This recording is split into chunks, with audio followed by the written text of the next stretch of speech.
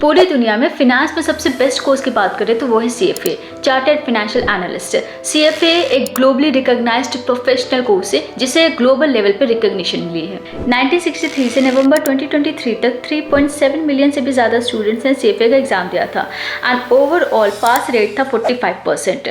2014 से 2023 तक 10 साल की जो एवरेज पास रेट थी वो 46% थी, विच मीन्स 50% से भी कम स्टूडेंट्स इस एग्ज़ाम को पास कर पाते हैं। इससे हमें एग्जाम की डिफिकल्टी लेवल तो समझ में आ गई, बट इस कोर्स का scope, career, jobs and salary क्या है, ये सारी चीज़ें यहाँ पे हम डिस्कस करेंगे। इतना ही नहीं, कौन एलिजिबल है, ये एग्जाम्स कब कब कंडक्ट होते हैं, एग्जाम का पैटर्न क्या है, कॉस्ट कितनी लगती है, क्या यहाँ पे आपको स्कॉलरशिप प्रोवाइड की जाती है, ये सारी चीज़ें यहाँ पे हम डिस्कस करेंगे one by one. So video को एंड तक देखिएगा एंड ऐसे और इन्फॉर्मेटिव वीडियोज़ के लिए चैनल को सब्सक्राइब करके नोटिफिकेशन ऑन कर सकते हैं। आइए स्टार्ट करते हैं। सो CFA एक पोस्ट ग्रेजुएट प्रोफेशनल सर्टिफिकेशन है जिसमें students investment tool, valuing assets, portfolio management and wealth planning जैसी चीज़ें सीखते हैं। सो ये कोर्स मेनली वो स्टूडेंट परस्यू करते हैं जिनका बैकग्राउंड फिनेंस, इकोनॉमिक्स, अकाउंटिंग या बिजनेस रिलेटेड हो। So CFA charter holder senior and executive position में काम करने के लिए क्वालिफाइड होते हैं in analyst, investment management, risk management, asset management and much more. So जिनका कोर इंक्लिनेशन है टुवर्ड्स फिनेंस वो इस कोर्स में एनरोल कर सकते हैं। CFA प्रोग्राम इंटरनेशनली ऑफर किया जाता है by US based CFA institute. CFA institute year 1947 में फॉर्म हुआ था इन USA, जिसके डिफरेंट ब्रांचेस है including India and CFA institute के वर्ल्ड वाइड में 400 से भी ज़्यादा टेस्ट सेंटर्स हैं। तो आइए बात करते हैं इसके ड्यूरेशन के बारे में। तो CFA में 3 लेवल के एग्जाम्स होते हैं, लेवल 1, लेवल 2 एंड लेवल 3। अब इन तीनों ही लेवल के पेपर्स को आप एक ही अटेम्प्ट में, एक ही बार में क्लियर कर लेते हैं तो 2 से 3 साल आपको टाइम ड्यूरेशन लग जाता है CFA बनने में।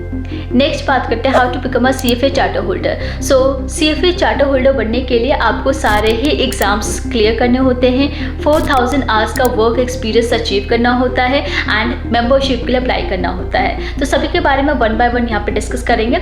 उससे पहले एलिजिबिलिटी क्राइटेरिया को डिस्कस करते हैं। सो रिसेंटली CFA इंस्टीट्यूट ने एलिजिबिलिटी के रिक्वायरमेंट्स को चेंज किया है। तो 3 कंडीशन है, उनमें से किसी भी एक कंडीशन को अगर आप फुलफिल करते हैं तो आप CFA की जर्नी को स्टार्ट कर सकते हैं। पहला है bachelors degree, under graduate student, work experience. Bachelors degree में अगर आपने कोई भी बैचलर्स डिग्री या उसका इक्विवेलेंट प्रोग्राम किया है तो आपके पास डिग्री है तो आप अप्लाई कर सकते हैं। दूसरी कंडीशन, अगर आप अपनी अंडर ग्रेजुएशन परस्यू कर रहे हैं, अब आपकी जो ग्रेजुएशन है वो किसी भी फील्ड में हो सकता है, ये मैंडेटरी नहीं है कि आपका ग्रेजुएशन या आपकी जो डिग्री है वो फिनेंस, अकाउंटिंग या बिजनेस रिलेटेड ही हो, ठीक है। किसी भी डिसिप्लिन से अपनी ग्रेजुएशन परस्यू कर रहे हैं आप यहाँ पे अप्लाई कर सकते हैं। लेकिन एक कंडीशन और है यहाँ पे कि आपकी जो ग्रेजुएशन डेट है उसके 23 मंथ्स बिफोर ही आप CFA लेवल 1 के लिए अप्लाई कर सकते हैं, विच मीन्स अगर आप अपनी ग्रेजुएशन के सेकेंड ईयर में हैं तब आप CFA लेवल 1 के लिए अप्लाई करेंगे। अब आप अपनी ग्रेजुएशन के साथ साथ यानी कि बैचलर के साथ साथ CFA कोर्स भी कर सकते हैं और बहुत सारे स्टूडेंट्स ऐसे हैं जो अपनी ग्रेजुएशन कर चुके हैं तो वो स्टूडेंट अपनी मास्टर्स के साथ साथ CFA कर सकते हैं, ठीक है। तो अगर आप ये सोचें कि 2 प्रोफेशनल कोर्स एक साथ करना इलीगल है तो इंडिया में ये चीज़ लीगल है, ठीक है। और तीसरा कंडीशन है वर्क एक्सपीरियंस। तो अगर आपके पास मिनिमम 4000 आवर्स का वर्क एक्सपीरियंस है या मिनिमम 3 इयर्स का वर्क एक्सपीरियंस है तो भी आप यहाँ पे अप्लाई कर सकते हैं। तो ज़रूरी नहीं है कि इन्वेस्टमेंट रिलेटेड ही वर्क एक्सपीरियंस आपके पास हो।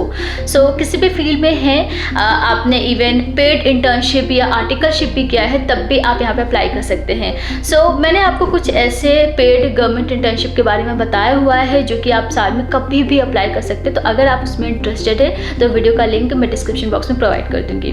इसके अलावा आपके पास वैलिड इंटरनेशनल ट्रैवल पासपोर्ट होना चाहिए। विदाउट पासपोर्ट आप एग्ज़ाम में नहीं बैठ पाओगे और ये एग्ज़ाम्स आपके सिर्फ और सिर्फ इंग्लिश में ही होना है, तो आपको इंग्लिश भी सीखनी होगी। आपकी जो इंग्लिश की प्रोफिशिएंसी है वो अच्छी होनी चाहिए। चलिए बात करते हैं syllabus and pattern of examinations की। सो CFA में जैसे कि 3 लेवल होता है। लेवल 1 में आपके MCQs होते हैं, लेवल 2 में भी आपके MCQ होते हैं लेकिन वो केस स्टडी बेस्ड MCQs होते हैं। लेवल 3 में भी आपके केस स्टडी बेस्ड MCQs होते हैं प्लस सब्जेक्टिव क्वेश्चंस भी होते हैं। तो इसमें टोटल 10 सब्जेक्ट्स होते हैं और ये 10 सब्जेक्ट्स आपको तीनों ही लेवल में पढ़ने होते हैं। लेकिन इसके जो वेटेज होते हैं वो अलग अलग होते हैं। तो यहाँ पे मैं आपको दिखाती हूँ। सो जैसे कि आपके पास एथिकल एंड प्रोफेशनल स्टैंडर्ड्स का जो सब्जेक्ट है, लेवल 1 में 15 to 20 क्वेश्चन होंगे। उसी तरीके से लेवल 2 एंड लेवल 3 के लिए भी आप देख सकते हैं। क्वांटिटेटिव मेथड्स में आप देखोगे यहाँ पे, तो लेवल 1 में 6 to 9 क्वेश्चन, लेवल 2 में 5 to 10 क्वेश्चन, लेकिन लेवल 3 में इस सब्जेक्ट से रिलेटेड एक भी क्वेश्चन नहीं पूछे जाते। इसी तरीके से आप इकोनॉमिक्स, फाइनेंशियल स्टेटमेंट एनालिसिस से देख सकते हो, इसमें भी लेवल 3 में एक भी क्वेश्चन नहीं पूछे जाते। तो ये सारे सब्जेक्ट वाइज आप डिटेल में CFA इंस्टीट्यूट का जो ऑफिशियल वेबसाइट है वहाँ पे ये सारी चीज़ें दी गई है। ये लिंक मैं डिस्क्रिप्शन बॉक्स में ड्रॉप कर दूंगी। देखने में ये लेवल्स काफ़ी ईजी लग रहे हैं, स्पेशली लेवल 1। काफ़ी स्टूडेंट्स इसे फॉर ग्रांटेड भी लेते हैं, लेकिन मैं आपको बता दूँ, भले ही आपके सिर्फ MCQs ही आएंगे, लेकिन 10 सब्जेक्ट्स है, उन 10 सब्जेक्ट का टेस्ट आप सिर्फ एक दिन दोगे और यहाँ पे 38% पास रेट है लेवल 1 का। ठीक है, तो इससे आप समझ रहे हो काफ़ी स्टूडेंट्स इसे लाइटली लेते हैं। अगर आप अच्छे से प्रिपरेशन नहीं करोगे तो आपका लेवल 1 क्लियर नहीं होगा। तो इसके लिए प्रॉपर प्लानिंग एंड डिसिप्लिन चाहिए होती है, तो कोई भी स्टूडेंट लेवल 1 को ग्रांटेड नहीं लेगा।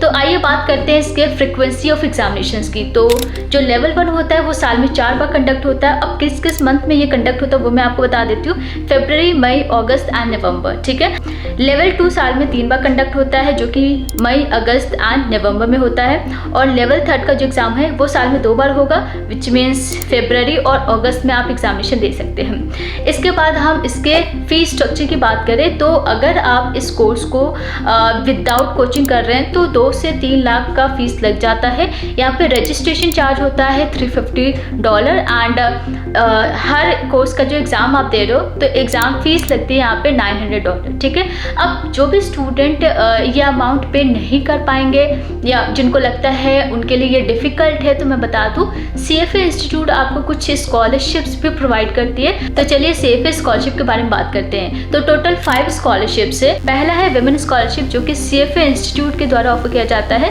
विमेन कैंडिडेट के लिए। दूसरा है स्टूडेंट्स स्कॉलरशिप, और ये स्कॉलरशिप जो है इसके लिए CFA इंस्टीट्यूट एफिलिएटेड यूनिवर्सिटीज़ की जो लिस्ट है, जो कि CFA के वेबसाइट पे आपको मिल जाएगा, तो उसमें अगर कोई स्टडी कर रहा है तो उनको ये स्कॉलरशिप मिलता है। तीसरा है प्रोफेसर स्कॉलरशिप, तो जो भी क्वालिफाइड इंस्टीट्यूट है एज पर CFA इंस्टीट्यूट तो उनके लिए है।